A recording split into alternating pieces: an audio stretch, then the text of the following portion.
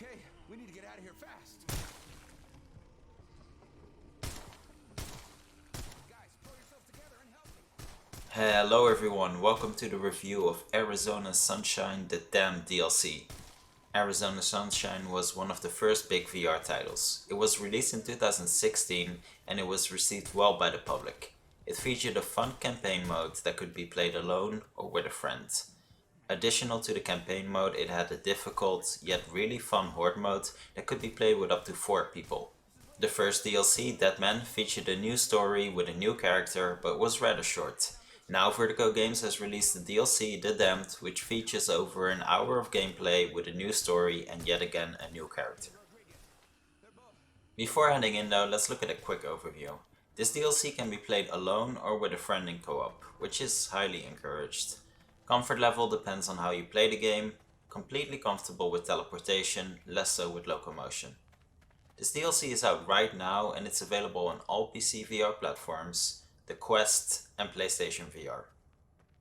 So let's dive in.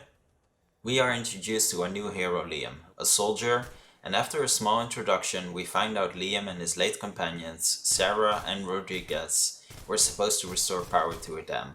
Unfortunately, Liam will have to do this alone, and he is straight away faced with a horde of zombies approaching him.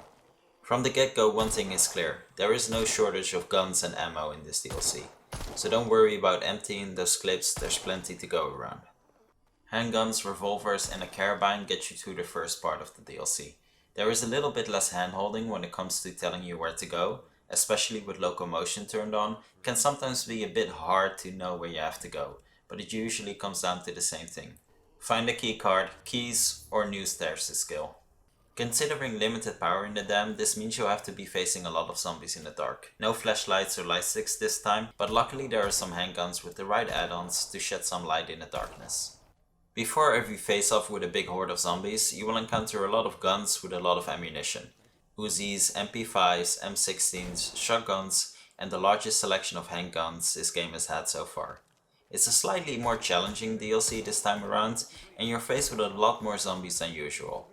Outside of some interesting story moments, the DLC doesn't really offer anything new or original. It would have been fun to have some new gameplay elements, but it does keep you entertained and it's still really fun to shoot zombies. The hour or so of gameplay in this DLC feels about just right, and it's definitely worth getting back into Arizona Sunshine one last time. Vertigo Games is working on a completely new zombie VR game, After the Fall, which is set to release later this year on all PC VR platforms.